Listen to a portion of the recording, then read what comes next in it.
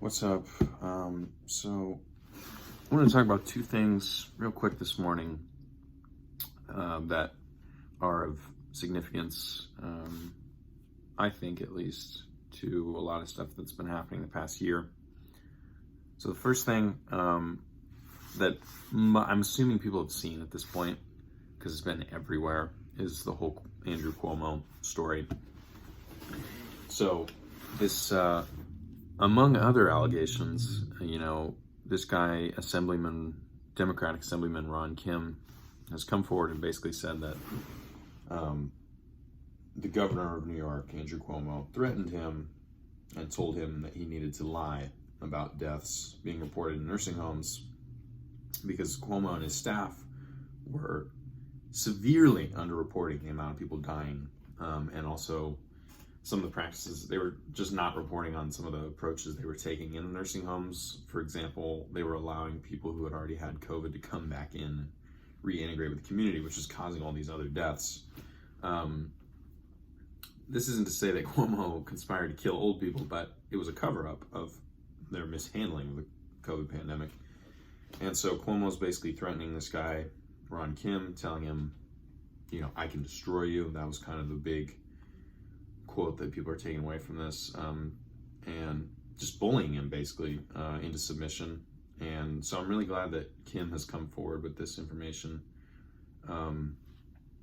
because none of the mainstream media outlets can really deny this at this point.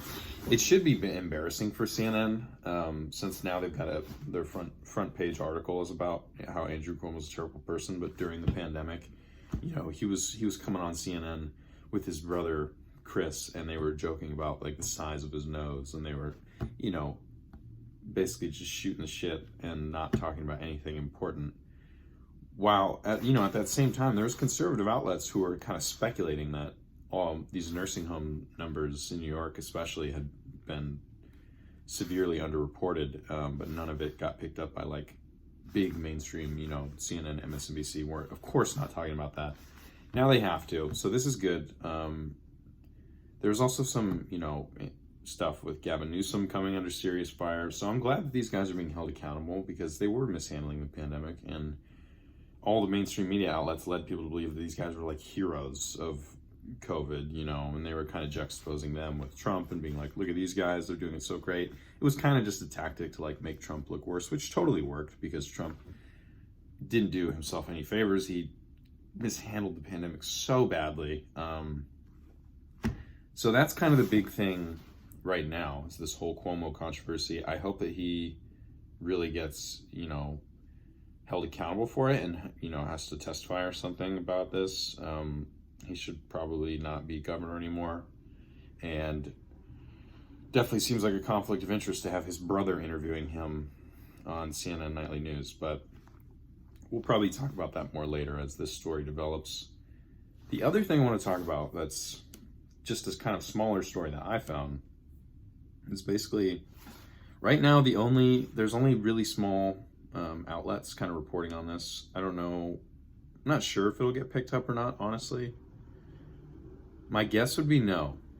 But basically, House Republicans proposed today a nationwide ban on municipal broadband networks. So that would be like your state or local government running a broadband network and basically offering people internet as like a public service. So the GOP basically wants to have a nationwide ban on that, have it only be privatized. And their thing is, they're saying that this, by banning municipal broadband networks, it would promote competition by limiting government-run networks. There's an article from Ars Technica that I will link in the bio here. Republicans didn't explain how this is going to increase competition. To me, it just sounds like a thinly veiled way to make it so that states and local governments are unable to offer internet as a public service, and people will have to rely on these big, internet providers like AT&T and Verizon, whatever, who, like I've said before, there's a revolving door between those companies and Washington, D.C. So obviously, people in Washington are going to do everything they can to protect them, and this is part of that. So, this is scary to me, and I think that this it might seem at face value like, well, why is this a big deal? But internet, if you think about it, should be a public service, because we're getting to the point, especially now with pandemic, where everything is remote and people are, they need internet to go to school, to go to work, to do to run their life. So it's a necessity in modern society. It's becoming more and more integrated with our lives. It's only going to become more and more crucial to have internet and easy access to it, and a lot of people still don't. And with the lack of net neutrality, things are only going to get more expensive. Things are not going. It's not going to get easier for people to access internet, basically. So, by allowing the construction of municipal broadband networks, you would solve a lot of problems there, and you'd be able to offer internet and access to all this new stuff to underserved communities. Republicans want to stop that. I'm kind of going to assume the Democrats also will be okay with this, because many of them are also paid off by big tech and big ISP providers like Verizon, AT&T, like I said. So I don't know. This one, I feel why I said I don't think it'll get picked up by mainstream media is because, mainstream media is corporatized and bought out by big tech. And big tech is going to stomp out this story. They're ultimately the ones funding this whole initiative. I guarantee it.